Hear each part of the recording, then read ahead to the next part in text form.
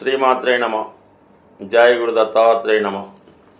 ఈ వీడియోలో మనం మార్చి 16 నుంచి 22వ తారీఖు మధ్యలో జరగబోయే వార ఫలాలు కర్కాటక రాశి వారికి ఏ విధంగా ఉంటున్నాయి అని పరిశీలించినప్పుడు, మరి ఈ రాశి వారికి ఈ వారంలో ధనాధిపతిగా ఉన్నటువంటి రవి భాగ్యస్థానంలో ప్రవేశించాడు. ఇది చాలా వరకు ఈ రాశి వారికి కలిసి వచ్చే అంశంగా భావించవచ్చు. ముఖ్యంగా ధన విషయంలో మీకు ప్రభుత్వ ధన సహకారం లభిస్తుంది. మీ కుటుంబ సభ్యుల సహకారంతో మీరు ఏదైనా ఒక గొప్ప ప్రయత్నం నెరవేరే అవకాశం ఉంటుంది. అంటే ఒక వివాహం అవ్వచ్చు, ఒక ఉద్యోగం అవ్వచ్చు, ఒక విదేశ ప్రయత్నం అవ్వచ్చు, లేదంటే పుణ్యక్షేత్రాలు దర్శిద్దామని మీ ఆలోచన నెరవేరే అవకాశం ఉంది. దానికి కావలసినటువంటి ధనం మీ కుటుంబ సభ్యుల సహకారంతో కానీ ప్రభుత్వ పథకాల వల్ల అయితేనే మీకు కంపల్సరీగా లభించే అవకాశం ఉన్నది. ఇక ఏకాదశ స్థానంలో ఉన్నటువంటి ఏకైక గ్రహం గురుగ్రహం, అంటే భాగ్యాధిపతి లాభస్థితి. సో ఇప్పుడు ఏమవుతుందంటే మీకు ఈ 9వ స్థానంలో ఉన్నటువంటి రాహువు, రవి, శుక్ర, బుధ గ్రహాలు అన్నీ కూడా 11వ భావంలో ఉంటే ఏ ఫలితాన్ని ఇస్తాయో ఆ ఫలితాన్ని మీకు ఇవ్వడం జరుగుతూ ఉంటుంది.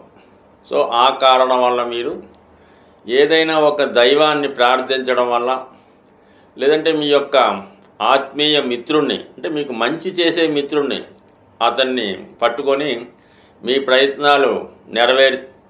ప్రయత్నాలు చేస్తే మీలో ఉన్నటువంటి ఆశయం, కోరికలు నెరవేరే అవకాశం ఉంటుంది. ఇక్కడ శుక్రుడు లాభస్థాన ఫలితం ఇవ్వడం వల్ల భూమి, స్థిరాస్తి, వాహనం కొనుక్కునే ప్రయత్నం నెరవేరుతుంది. స్త్రీలకి విశేష గౌరవం, ఉద్యోగ ప్రాప్తి జరిగే అవకాశం ఉన్నది. బుధుని వల్ల ఉన్నత విద్యాయోగం, నూతన వ్యాపార ప్రారంభానికి కావాల్సిన సహకారం, విద్యార్థులకి మంచి గురువు లభించడం వల్ల విద్యలో అభివృద్ధి లభించే అవకాశం ఉన్నది. ఇక రవి సహకారంతో ప్రభుత్వ పథకాలు, రాహు సహకారంతో విదేశ మిత్రుల సహకారం, లేదంటే మీ యొక్క తాతగారి యొక్క సహకారంతో వారి యొక్క నేమ్ అండ్ ఫేమ్ మీకు ఉపయోగపడే విధంగా వారి సహకారం కూడా లభించే అవకాశం ఉంది. అంటే ఇవన్నీ అనుకూలంగా ఉన్నప్పటికీ కూడా ఏదో సామెత చెప్పినట్టు అష్టమంలో ఉన్నటువంటి శని భగవానుడు ఇంకా కొద్ది రోజులు మీకు ఇబ్బంది పెట్టే అవకాశం ఉన్నది. అంటే ఏదైనా చేయదాకా వచ్చి చివరి నిమిషంలో అది రద్దయిన విధంగా కనబడుతూ ఉంటుంది ఈ అష్టమ శని ప్రభావం వల్ల. దానివల్ల ఏంటంటే మీరు అందరికీ ఒక విషయం చెప్పేసుకుంటారు, పెళ్ళి కుదిరిందండి, వివాహం సెటిల్ అయిపోయింది, ఇక ముహూర్తాలు పెట్టుకోవడమే తరువాయి అని చెప్తారు. తీరా ముహూర్తాలు పెట్టుకునే సమయానికి అవతల వాళ్ళు వెనక్కి వెళ్ళిపోవడం వల్ల మరి వివాహం కాస్త రద్దు అవుతుంది. అది మీ విషయాన్ని మీరు ఎవరికి చెప్పుకోలేకపోతుంటారు. దగ్గర బంధువులు కూడా ఏదో ఇంకా అవలేదు చెప్తారు తప్ప ఈ విషయం చెప్పడానికి అంత అవమానకరమైనటువంటి పరిస్థితులు మీకు ఈ సమయంలో కనబడుతూ ఉంటాయి. కాబట్టి ప్రతిదీ ఇప్పుడు చెప్పినవన్నీ వచ్చినట్టే వచ్చి పోవచ్చు. కాబట్టి ఏదైనా మీకు పని పూర్తి అయిన తర్వాత మాత్రమే ఆ పని అయినట్టు మీరు అనుకోవాలి తప్ప అది సగంలో ఉండగా మీరు చెప్పారంటే అది సగంలోనే ఆగిపోయే అవకాశం ఉంటుంది. కాబట్టి ఏమీ సంతోషపడుకోకుండా జాగ్రత్తగా నిదానంగా ఆలోచించి ఏదైనా మీరు మీ యొక్క సాధించే విషయాన్ని 10 మందికి చెప్పుకోవడం మంచిది. లేదంటే కొన్ని ఇబ్బందులు తప్పవు. అయితే ఇది ఎప్పటిదాకా ఉంటుంది స్థితి? మార్చి 29వ తారీఖు వరకు ఈ అష్టమ శని ప్రభావం మీ మీద ఉంటుంది. దాని తర్వాత మరి ఈ శని భగవానుడు కూడా 9వ స్థానంలోకి వెళ్ళడం, అక్కడ నుంచి మీకు మన గురుగ్రహం 11వ స్థానంలో మీకు ఇంచుమించుగా మే 15 వరకు ఉంటాడు. అంటే సుమారుగా 2 నెలల 15 రోజుల పాటు అద్భుతమైనటువంటి యోగం. అంటే ఇప్పుడు ఈ షష్టగ్రహ కూటమిలో ఉన్నటువంటి గ్రహాలన్నీ కూడా మీకు 11వ స్థానంలో తెచ్చి పెడితే ఏ విధమైన ఫలితం వస్తుందో ఆ ఫలితాన్ని మీరు చూడబోతున్నారు. మీరు వెయిట్ చేయవలసిందల్లా కొద్ది రోజులు మాత్రమే.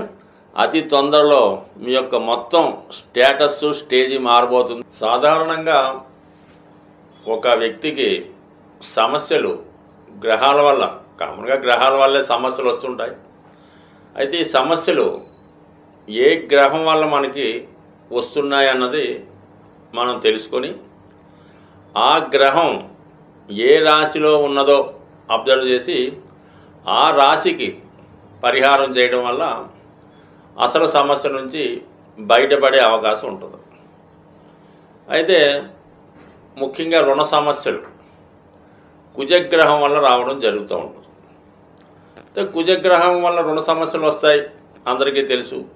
కుజుడికి పరిహారం కూడా కామన్గా చేస్తుంటాం. హనుమానికి తమలపాకుల పూజ, లేదంటే సింధూరంతో అర్చన, సుబ్రహ్మణ్య స్వామి ఆరాధన చేస్తున్నాం. అయితే మరి ఎందుకు ఈ సమస్య మనకి సాల్వ్ అవడం లేదు అని పరిశీలించినప్పుడు, అయితే ఆ కుజుడు మనం పరిహారం చేసే సమయంలో ఏ రాశిలో ఉన్నాడో గమనించి ఆ రాశికి పరిహారం చేయడం వల్ల మనకి ఫలితం రావడం జరుగుతూ ఉంటుంది. సో అందువల్ల ఏంటంటే, ఇప్పుడు అందరూ మనం భయభ్రాంతులకి గురి చేస్తున్నటువంటి, అంటే అందరూ కాదు, కొంతమంది ఇలాగా కొంతమంది అలాగా, ఏమైనప్పుడు కూడా జనానికి, అంటే ముఖ్యంగా జ్యోతిష్య ప్రేక్షకులకి చాలా అసహనాన్ని, చిరాకుని, భయాన్ని కలిగించే షష్టగ్రహ కూటమి ఇది మీనరాశిలో ఏర్పడడం జరుగుతుంది. ఎప్పుడు ఏదో రాశిలో గ్రహాలు కలుస్తుంటాయి, వెళ్తుంటాయి, తిరుగుతూ ఉంటాయి. కాబట్టి ఇది ప్రపంచంలో మహా అద్భుతము కాదు, ఎప్పుడు జరగనిది కూడా కాదు, రొటీన్గా జరుగుతుంటాయి. అయితే వారి దాన్ని బట్టి, చూసే దృష్టిని బట్టి అది కొందరికి మంచిగాను కొందరికి చెడుగాను కనబడవచ్చు. అయితే ఇప్పుడు ఎవరైతే ఈ షష్టగ్రహ కూటమికి ఇబ్బంది పడుతున్నారో దానికి పరిహారం ఏంటి మనం ఆలోచించినప్పుడు, మరి ఈ గ్రహ కూటమి మీనరాశిలో ఏర్పడింది కాబట్టి మీనరాశికి మనం పరిహారం చేసుకోవాలి. మీనరాశికి అధిపతి ఎవరు? గురుగ్రహం. మరి గురుగ్రహానికి పరిహారం చేసుకుంటే మనకి ఆటోమేటిక్గా మీనరాశి ఎలివేట్ అయి ఆ రాశిలో ఏర్పడినటువంటి షష్టగ్రహ కూటమి మీకు అనుకూలంగా మారే అవకాశం ఉంది. అంటే ప్రతి గ్రహం కూడా అనుకూలంగా ఉంటుంది, ప్రతికూలంగా ఉంటుంది, మనం చేసుకునే దాన్ని బట్టి ఉంటుంది. ఇప్పుడు గురుగ్రహానికి మనం పరిహారం చేసుకోవలసి ఉంటుంది. ఈ షష్టగ్రహ కూటమి, ఇప్పుడు షష్టగ్రహ కూటమి ఏమిటి, ఆల్రెడీ 4 గ్రహాలు అక్కడ ఉన్నాయి కదా, దానికి కూడా పనిచేస్తుంది. అంటే ఈ కూటమి ఉన్నంతకాలం మీరు గురుగ్రహానికి పరిహారం చేసుకుంటే సరిపోతుంది. అంటే గురుగ్రహానికి ఏ విధంగా పరిహారం చేసుకోవాలి? చాలా సింపుల్గా దత్తాత్రేయుడు, సాయిబాబా, రాఘవేంద్ర స్వామి, దక్షిణామూర్తి, శివుడు, చివరికి శ్రీమన్నారాయణుడు, ఎవరికి ఏ విధంగా సులువు అవుతుందో ఆ విధంగా మీరు చేసుకుంటే సరిపోతుంది. ఇక ఇవన్నీ మన వల్ల కావు. చక్కగా గోశాలకు వెళ్ళడం, గురువారం గోశాలను దర్శించి ఆ గోశాలను